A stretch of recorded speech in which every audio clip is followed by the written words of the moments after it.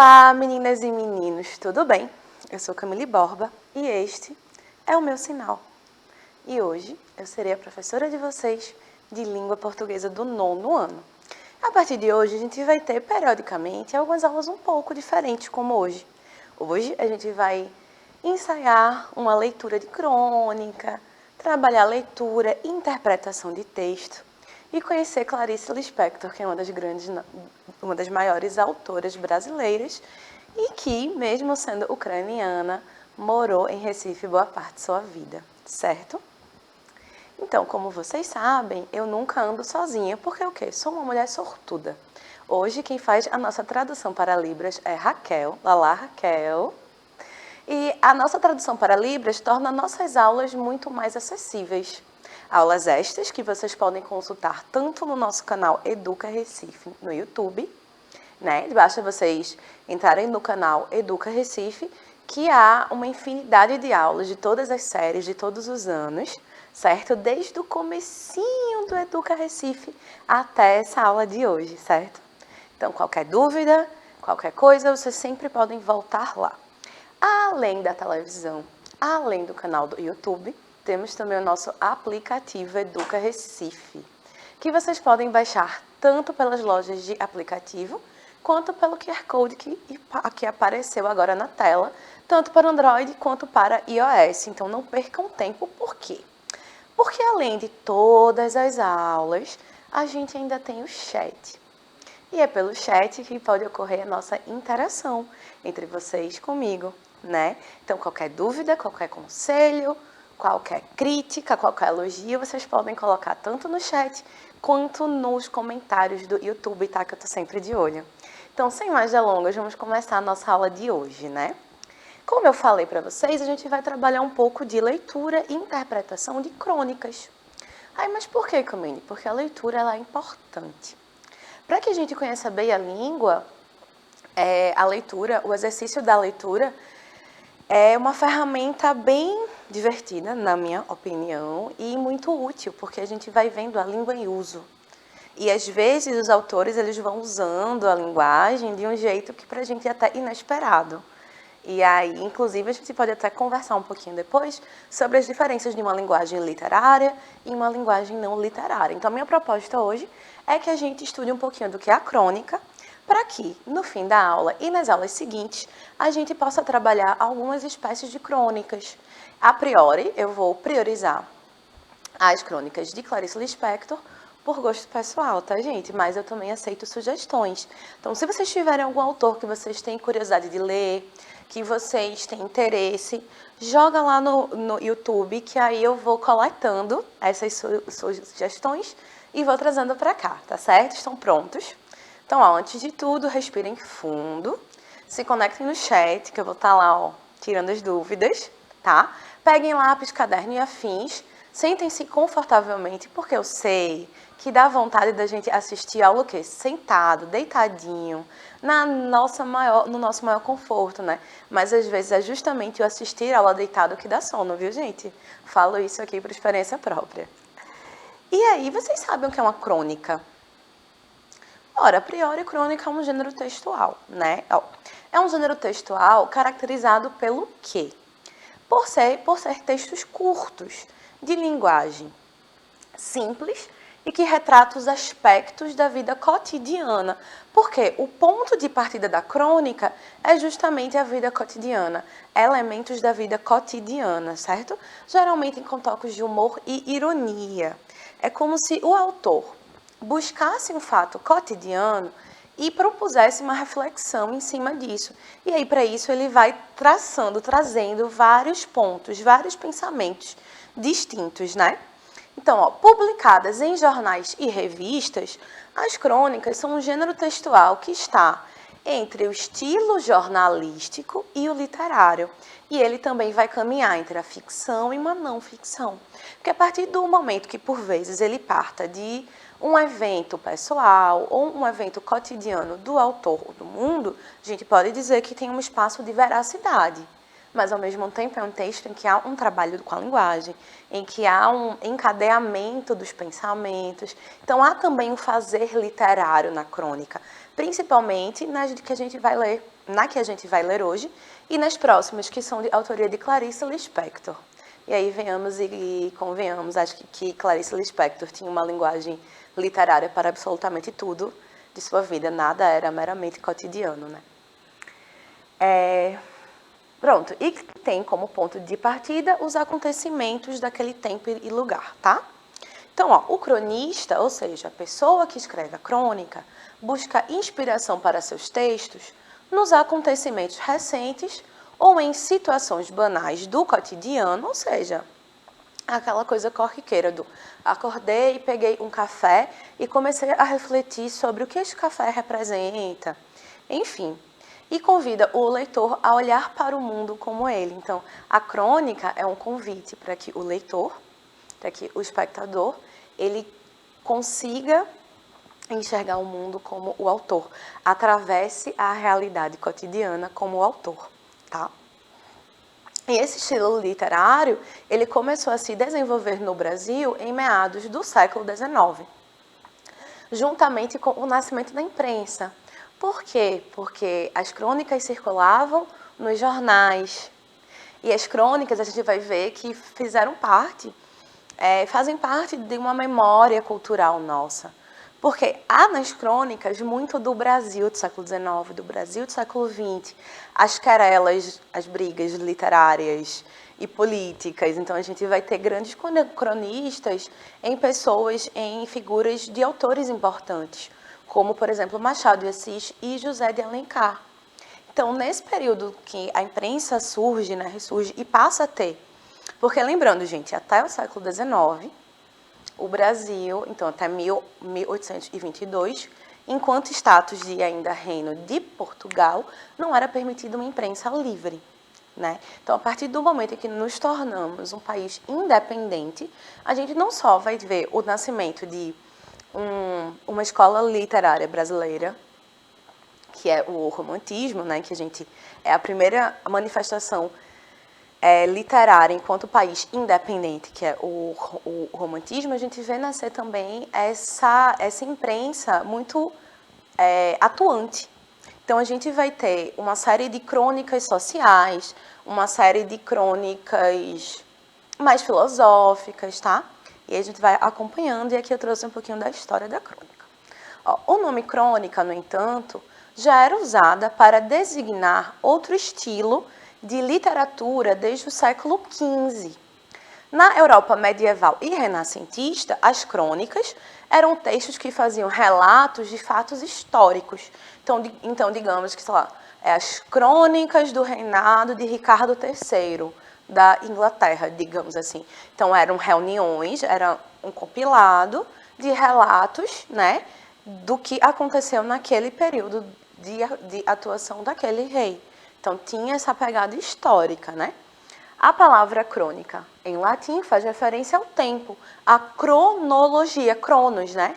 Vem da palavra cronos, tempo.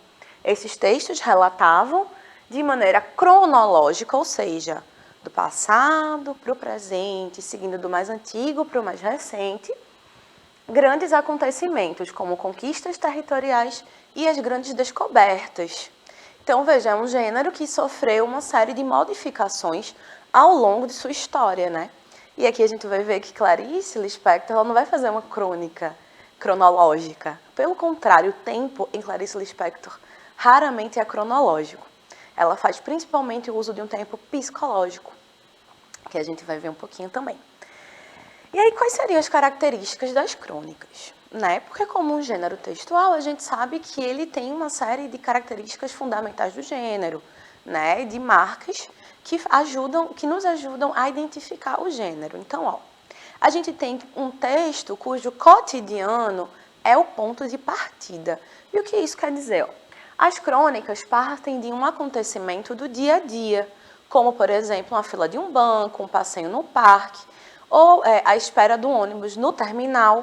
O cronista ele não vai simplesmente descrever os fatos, ele usa como um ponto de partida para uma reflexão muito maior, né? Ou para o simples entretenimento, tipo uma história, uma crônica de humor, por exemplo, cuja função vai ser divertido, engraçado, refletir de maneira jocosa sobre algumas coisas.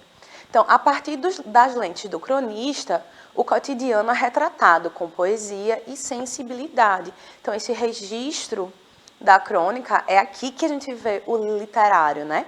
Podem divertir e até fazer crítica, mas sempre com a linguagem mais leve, tá? A gente tem essa proximidade com o leitor. Por quê? Porque a linguagem da crônica ela é simples e pretende ser mais coloquial, né? O escritor se aproxima do leitor e, em alguns casos, conversa com ele. Então, pode, inclusive, haver essa quebra do pacto ficcional, né? O leitor lê o que o escritor escreve, presumindo que tudo ali é verdade, que tudo faz um sentido. Então, quando o autor ele conversa com o leitor, eles têm essa proximidade, né?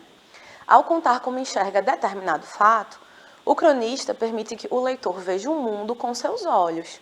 Além disso, o cronista também permite que o leitor passe a perceber fatos do seu próprio dia a dia de uma maneira diferente. Fatos estes que muitas vezes passam despercebidos. Tem um conto de Clarice Lispector que começa com uma dona de casa andando com uma sacola de ovos no ônibus. E aí o ônibus freia, alguns ovos se quebram, e a partir disso, a personagem ela vai fazer toda uma análise de toda a sua vida até chegar onde ela está. E aí você vai seguindo esse fluxo do pensamento, pela história, pelas memórias, pelos pensamentos da protagonista. E isso tudo começou com alguns ovos quebrados. Então, é você transformar o cotidiano em algo um pouco mais sublime. Brevidade e efemeridade. As crônicas são breves. Portanto, um dos motivos pelos quais eu escolhi como um gênero interessante para a gente começar a nossa leitura coletiva. Por quê? Porque é um gênero que é mais curtinho. Então, a gente vai ter menos páginas, a gente vai poder ler junto e discutir aos poucos, tá? Então, são breves, isto é, são textos curtos, com tempo, espaço e personagens limitados. E são também efêmeras, ou seja, passageiras. Geralmente perdem a validade em pouco tempo. Isso acontece porque os temas utilizados como mote para os cronistas são acontecimentos daquele tempo. Por isso, também, quando a gente diz que a crônica é um pouco do retrato do tempo, que as crônicas do século XIX, XX, elas são tão interessantes até como um vestígio histórico, um retrato social daquele período, né? Eita, pronto. Vale ressaltar, no entanto, que nem todas as crônicas, elas são efêmeras, né? Há crônicas que foram escritas há mais de 50 anos e permanecem atuais, como, por exemplo, as de Clarice Lispector, tá? O uso que ela faz dos acontecimentos é menos marcado no tempo. É mais marcado no cotidiano e menos no tempo, tá? Utilização de ironia e humor. Isso aqui, ó, ironia, vamos ver lindamente. Humor e ironia são características muito comuns em uma crônica. O humor geralmente está na sutileza, naquelas situações com as quais muitas vezes nos deparamos cotidianamente e nem prestamos atenção. A linguagem da crônica é despretensiosa e leve. Ela não busca convencer o leitor de algum ponto de vista. Então, aqui a gente não está falando de um texto argumentativo. Quando a gente diz que o autor leva o leitor para olhar o mundo através de seus olhos, não é com o sentido de convencer, de argumentar, de defender um ponto de vista, mas somente de fazer um passeio sobre a sua própria subjetividade. É como se o autor convidasse o leitor a partilhar do sensível com ele, a olhar o mundo talvez até de um outro ponto, de um outro local. E esse olhar, ele é um pouco diferente, né? Ele sai um pouco do mundano, do cotidiano, do prosaico e vai para uma outra categoria, né? Muito mais interessante, na minha opinião. Então, ele não busca convencer o leitor, mas entretê-lo. E aqui a gente tem mais um pezinho no literário, né? Também é comum que as crônicas provoquem uma reflexão, mas de forma sutil, porque também a gente não está falando de um texto panfletário, de um texto cuja finalidade é uma defesa arraigada de um ponto de vista. Não, a gente aqui está falando de um gênero que se propõe a uma reflexão sutil, a a um partilhamento do seu ponto de vista, né? E aí eu trouxe esta belíssima mulher, essa sagitariana maravilhosa, que foi Clarice Lispector, né? Que foi uma das mais destacadas escritoras da terceira fase do modernismo, chamada Geração de 45, tá? Então, dentro do que a gente chama de modernismo brasileiro, ela se localiza na terceira fase, né? Na geração de 45, que vai ser uma geração que, diferente da de 30, que se pretendeu regionalista, muito mais regionalista, a gente tem aqui uma volta para o eu. A literatura de Clarice Lispector é uma volta para o eu. É um eterno descortinar de subjetividade, digamos assim. Tá? Clarice, ela não preza pelo banal. O banal, para ela, o cotidiano, o prosaico, ele vai servir de ponto de partida, de mote, para um devaneio, quase para um passeio pelo mundo dos sonhos, dos devaneios, do eu, da subjetividade. Então, a narrativa, geralmente, ela é muito voltada para si, no tempo psicológico, então a gente não vai falar muito de tempo cronológico. Quando ela rememora, ela o faz de maneira pouco cronológica. Então, ela vai para o passado, volta para o presente, vai para o futuro, e ela não segue uma ordem, tá? Ela recebeu diversos prêmios, entre eles o prêmio da Fundação Cultural do Distrito Federal e o prêmio Graça Aranha. Fica aí como a título de curiosidade que Perto do Coração Selvagem, que é o seu primeiro romance, foi escrito quando ela tinha somente 16 anos. E ali a gente já vê muito do que Clarice vai se tornar no futuro. Então, eu espero que vocês gostem muito dessa autora, que a gente vai trabalhar com os textos dela, tá? Nas próximas aulas. E aí eu trouxe pra gente... pronto. E aí vocês podem dizer, mas Camille, onde que a gente vai ler isso? Na Árvore dos Livros. Que nada mais é do que este belíssimo site, tá? Árvore Livros, ao qual vocês têm acesso. Basta fazer o login não é aí, gente, aí é a barra de pesquisa para vocês pesquisarem aí, mas basta vocês fazerem o login no site usando o REC e o número de matrícula, tá? Aí vocês vão entrar nessa belíssima página, e aí vocês podem ver minhas últimas buscas, e a gente vai colocar na barra de pesquisa o que a gente deseja, que no caso eu escolhi esse livro, Clarice Lispector, Crônica para Jovens de Bichos e Pessoas. Então, o nome do livro é de Bichos e Pessoas, tá? Essa é a capinha do livro, vocês podem encontrar na Árvore Livros, e aí vocês escolhem, vocês podem até, inclusive, propor crônicas para que a gente leia junto aqui, tá? E aí, a que eu escolhi para a gente trabalhar inicialmente é O que eu queria ter sido. Então, vamos ler junto, né? Ó. O nome para o que sou importa muito pouco. Importa o que eu gostaria de ser. O que eu gostaria de ser era uma lutadora. Quero dizer, uma pessoa que luta pelo bem dos outros. Isso desde pequena eu quis. Porque foi o destino me levando a escrever o que já escrevi, em vez de também desenvolver em mim a qualidade de lutadora que eu tinha. Em pequena, minha família, por brincadeira, chamava-me de a protetora dos animais, porque bastava acusarem uma pessoa para eu imediatamente defendê-la. E eu sentia o drama social com tanta intensidade que vivia de coração perplexo diante das grandes injustiças a que são submetidas as chamadas classes menos privilegiadas. Em Recife, eu ia aos domingos visitar a casa da nossa empregada nos Mocambos. E o que eu via me fazia como que me prometer que não deixaria aquilo continuar. Eu queria agir. Em Recife, onde morei até os 12 anos de idade, havia muitas vezes nas ruas um aglomerado de pessoas diante das quais alguém discursava ardorosamente sobre a tragédia social. E lembro-me de como eu vibrava e de como eu me prometia que um dia esta seria a minha tarefa, a de defender os direitos. Eita, gente. De defender os direitos das pessoas, dos outros, né?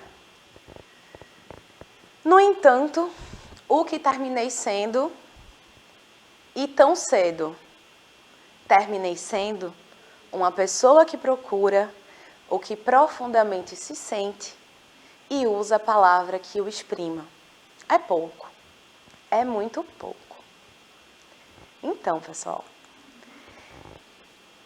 o que é que a gente pode aprender, né, depois dessa leitura? A gente vê o quê? Que aqui a gente tem um texto curto, né? A gente tem uma paginazinha, mais um pedaço. Mas não é porque é um texto curto que é um texto que tenha pouca densidade. Na verdade, aqui Clarice, ela vai propor uma série de reflexões, né? E eu preparei algumas perguntinhas para a gente ir trabalhando o texto, tá? Por exemplo, eu pergunto, o nome do que somos, ou seja, nomear o que somos, é mais importante do que nós somos? Porque, quando ela diz aqui no começo, ela diz que o nome para o que sou importa muito pouco. Ou seja, buscar um nome para o que ela é o de menos. O foco aqui é o que ela gostaria de ser. E, na verdade, para a gente, será que o nome é mais importante do que o que a gente é? Eu quero saber a resposta de vocês, tá? Porque essa pergunta realmente eu deixei ela bem aberta. No texto, ela segue trazendo uma paixão de infância, que é a defesa do direito ao alheio, né? E aí, quantas meninas, quantos meninos, quantas crianças, talvez até a gente, não cresceu com essa gana de justiça social? Porque a sensibilidade, ela nasce com a gente, né? Só que às vezes é a vida adulta, é o dia a dia que nos dessensibiliza. Às vezes algo que nos toca muito quando a gente é mais criança, com o tempo parece que vai ficando um pouco de lado. Para ela não, ela gostaria de ter sido isso. Acabou que ela tornou-se outra coisa. O que é que ela tornou-se? Acabou sendo uma pessoa que procura o que profundamente se sente e usa a palavra que o exprima. O que é isso aqui, gente? Ela é o quê? Escritora. Então, ela busca a palavra para exprimir o que sente. Só que para ela, isso é muito pouco. Muito pouco do quê? Diante do quê? Diante do que ela queria ter sido, que é uma defensora das pessoas. Mas será que ela não propõe também uma defesa das pessoas ainda aqui no campo do literário? A segunda pergunta que eu propus, né? A narradora sente-se satisfeita em relação ao que ela se tornou, com base, né, claro, falando aqui nessa crônica, a gente não está falando da autora, a gente não tá falando, a gente fala do eu lírico, né? A gente fala do narrador, personagem, da pessoa que está ali como personagem da crônica. Essa personagem da crônica, ela se tornou a pessoa que ela queria ser. Ela sente satisfeita com isso, principalmente se compararmos com o que ela desejava ser. A gente vê no final do texto que não, né? Ela acha que o que ela tornou-se é muito pouco diante do que ela gostaria de ser. E é curioso ela dizer que a escrita parece que a pega, né? Muito jovem, quando ela diz que porque foi o destino me levando a escrever o que já escrevi, em vez de também desenvolver em mim a qualidade de lutadora que tinha. É quase como se a escrita tivesse obliterado, tivesse ofuscado essa verve lutadora, né? Esse desejo de defesa do próximo. Então, não, é como se ela não tivesse satisfeita e ela, com certeza, aparentemente almejava ser muito mais do que ela é agora. E aí, 3. Por que a família do eu lírico associa a vontade de defender os outros com a função de protetora dos animais? E aqui a gente vê que o outro a ser defendido pela narradora de Clarice não é um outro qualquer, é um outro desprivilegiado, é um outro que está que na pirâmide das classes sociais está na base. Então, por quê? Porque a pobreza quase que desumaniza. Então, parece que o defender as causas dos outros, daqueles que sofrem, que são de uma classe inferior, que são pobres, né? Parece que isso faz da menina uma defensora dos animais, porque a pobreza desumaniza, né? Como se uma caridade a pessoas ou uma defesa às pessoas desprivilegiadas fosse a mesma coisa de defender animais de rua. Isso é muito brutal, mas é isso. Clarice faz uma crítica aí quando ela traz, porque ela poderia ter dito que a família via como uma protetora dos desafortunados, mas ela escolhe os animais. Ela escolhe fazer essa associação para que a gente pense criticamente nisso, né? O que é que vocês acham? Eu estou aqui falando, mas eu também quero saber o que é que vocês acham. Foi essa a leitura que vocês também fizeram? Porque também é importante, né? Às vezes a gente lê, às vezes não, né? Sempre. O que a gente tem em nós, o que é que nós somos, também impacta muito o modo como a gente lê as coisas. As mensagens que a gente consegue decifrar, às vezes as próprias viagens das nossas cabeças, assim, influenciam muito na leitura. Então aqui eu saí selecionando, assim, questões mais gerais, mas eu quero muito saber da opinião de vocês. Então, esse trecho, ele é muito forte, porque é como se a família dela, da narradora, visse essa gana dela algo como algo, né, menos importante, e visse os direitos que ela queria proteger como os direitos dos animais. Por quê? Porque a pobreza é como se desumanizasse, tornasse pessoas de segunda categoria, né? E isso a gente vê bastante quando a gente fala em desigualdades sociais, por exemplo.